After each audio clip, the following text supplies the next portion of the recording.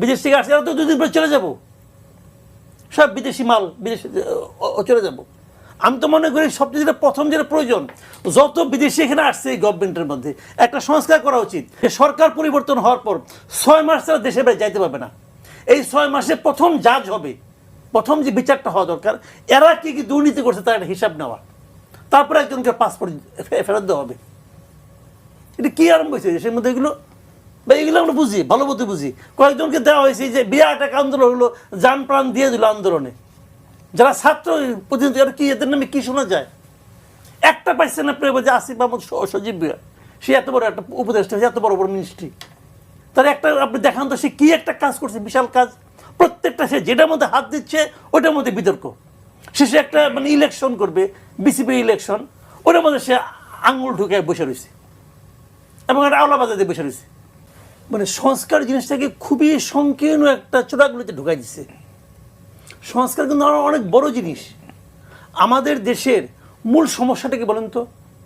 মূল সমস্যা যদি আপনার 3টা বের করেন, 3টার মধ্যে একটা হলো দুর্নীতি।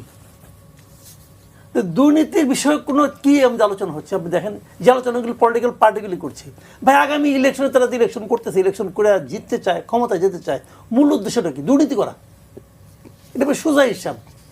বাংলাদেশের কোন পার্টি বলেন তো আপনি যে দুর্নীতি করার লক্ষ্য নিয়ে ইলেকশনে যায় না? তাহলে এত টাকা ইনভেস্ট করে কেন? সে পার্লামেন্ট মেম্বার হবে, প্রত্যেকটা এমপি ইলেকশনে আপনার কত কোটি টাকা ইনভেস্ট করতেছে তারা, কেন? খালি দেশ সেবার জন্য? বা ওই টাকাটা পাবলিককে দিয়ে দেন, ভাই উপকার হবে। যদি আপনি মানুষকে ভালোই বাসেন, সবাই মিলে ওই টাকাটা দিয়ে দেন, দেখি কেউ দিবে? তারা তো যাচ্ছে দুর্নীতি করার জন্য, আর মুখে বলতেছে কি আমরা দুর্নীতিমুক্ত সমাজের জন্য সংস্কার করতেছি। এক পাইছে মাথার মধ্যে একটা, আর কোনো স্বৈরাচার হবো না, প্রত্যেকটা এমপি স্বৈরাচার হবো এই বিজয়ী হওয়ার পরে। তার এলাকায় সবাই ক্ষুদ্র স্বৈরাচার হবে, জমিদার হবে। হবে না, হচ্ছে না, এটাই তো আলটিমেটলি তো ওইটাই হবে। এই সমস্ত নাটক করার কোনো দরকার আছে? এগুলো নাটক রে ভাই। এই সরকার আওয়ামী লীগকে নির্বাচন করতে দিবে না। এই সরকার যতদিন আছে ততদিন আওয়ামী লীগ মানে তার কোনো রাজনৈতিক কর্মকাণ্ড চালাতে পারবে না। যে আইন যেটা করেছে এটা আসলে ডক্টর ইউনূস কিন্তু ওখানে আসলে কথার মার পেছে বিষয়টা রেখে দিয়েছে, এবং উনি স্পষ্ট করে বলেছেন যে আসলে এই নির্বাচনে নৌকা মার্কা থাকবে না। উনি স্পষ্ট করে বলেছেন, পরে কিন্তু ব্যাখ্যা দিয়ে।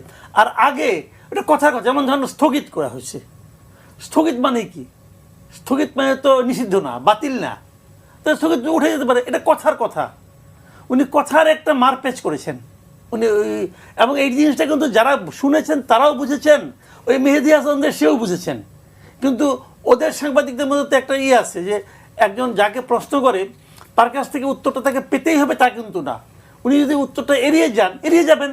উনি এটাকেও অ্যাডমিট করেন যে এড়িয়ে গেছেন উনি, দর্শক এবং শ্রোতা সবাই ওটা বুঝতে পারছে, উনি এই সুযোগটা রাখছেন এখানে, ওটা ওভাবেই হয়েছে। কিন্তু এই সরকার আওয়ামী লীগকে পলিটিক্সে আসতে দিবে না যতদিন তারা আছে, এবং সেই জিনিসটা আরও স্পষ্ট করেছেন একদিন পরেই আসিফ নজরুল সাহেব। উনি এটা ক্লিয়ার করে দিয়েছেন যে এটা হবে না ভাই। এখন এই যে করতে দেবে না, এটা কিন্তু একদম ক্লিয়ার। এই সরকার যতদিন আসছে, তাহলে ফেব্রুয়ারি পর্যন্ত আছে। আসিফ নজরুল আবার এক দফা এগিয়ে গেছে যে পরেও হবে না, মানে পরের সরকারের ব্যাপারে ওনার কাছে ওনার পর একটা আস্থা আছে, উনি জানেন যে এটা হবে না। তো এটাও ভালো আমি মনে করি আমার কাছে মাঝে মাঝে মনে হয় যে আওয়ামী লীগের অনেক লিডারকে মাঝে মাঝে বলি, আমার সঙ্গে তো অনেক ফোন টোন করে, এটা একদিন বলছিলাম, এটা আবার অনেক কিছু বলে, এখনো করে, একটু কম করে। আগে যারা করে তারা করে না, তারা ভাবে যে আমি যদি নাম বলে দিই বাই চান্স, তো করে। আমাকে জামাতের লোকে ফোন করে, জামাতের নেতারা আমার বাসায় বন্ধ যায়, আমাকে এতগুলো বই দিয়ে আসছে, সবাই যায়, কারণ আমি সাংবাদিক। আপনার বাসায় তো বিএনপির লোকও যায়, কেউ যাবে না, যায়, সবাই যায়। আমি তো ভাই সাংবাদিক রে ভাই, সবার জন্যই তো যেটা বলছিলাম।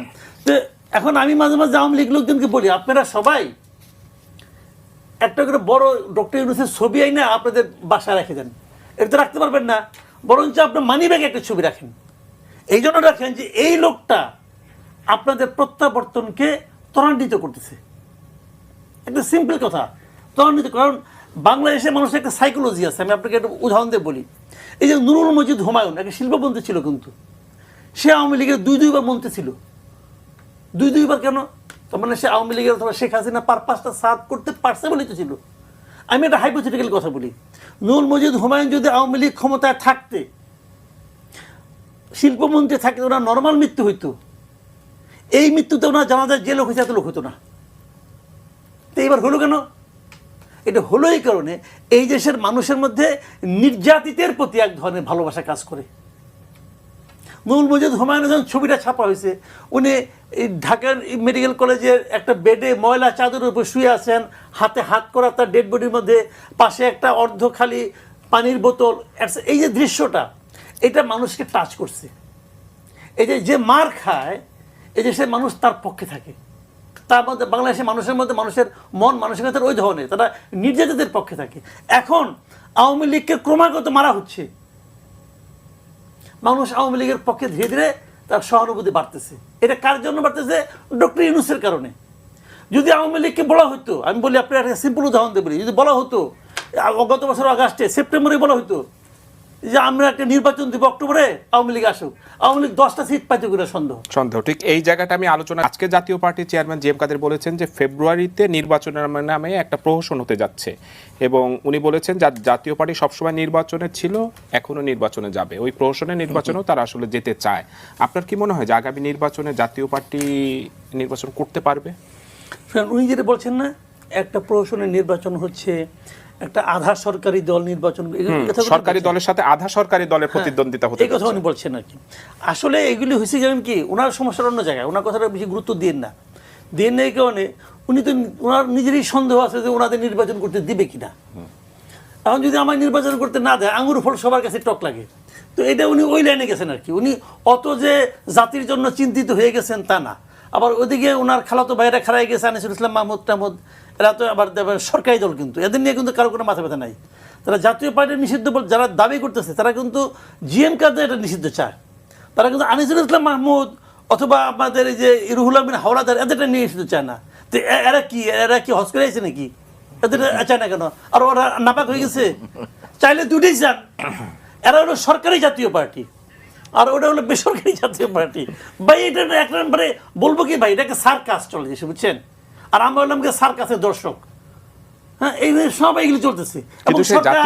বলেন আপনি, অথবা যে বলেন জামাত বলেন, অথবা এনসিপি বলেন, অথবা যে গণ অধিকার পরিষদ, যিনি মাত্র সিঙ্গাপুর থেকে আসলেন মায়ের মুড়ি খাইয়া, উনি বলেন, এরা কেউ কিন্তু আনিসুল ইসলাম মাহমুদ দিয়ে কিছু কয় না, কারণ ওটা ওনাদের খাওয়াতে ভাই লাগে আর কি। দেন এটা কি বলবেন ভাই? তো এই দেশে এরা হলো দেশের দণ্ডমুণ্ডের কর্তা, এরাই তো হবে, যে নামগুলি বললাম, এরাই তো ক্ষমতায় যাবে, এরাই যাবে ক্ষমতায়। তো কি হবে অবস্থাটা বুঝে নিবার। কিন্তু জাতীয় পার্টি কি আগামী নির্বাচনে একটা বড় ফ্যাক্টর হতে পারে? নির্বাচন যদি জাতীয় পার্টি নির্বাচন করে, সবচেয়ে ক্ষতিগ্রস্ত হবে জামাত, সবচেয়ে ক্ষতিগ্রস্ত হবে জামাত। কারণ জামাত আওয়ামী লীগের অনেককে কিন্তু প্রশ্রয় দিচ্ছে, আশ্রয় দিচ্ছে। কিন্তু আওয়ামী লীগ এমন একটা দল, যদি চান্স পায় তাহলে তারা কিন্তু লাঙ্গলে দিয়ে ভোট দিবে, দাঁড়িপাল্লা দিবে না।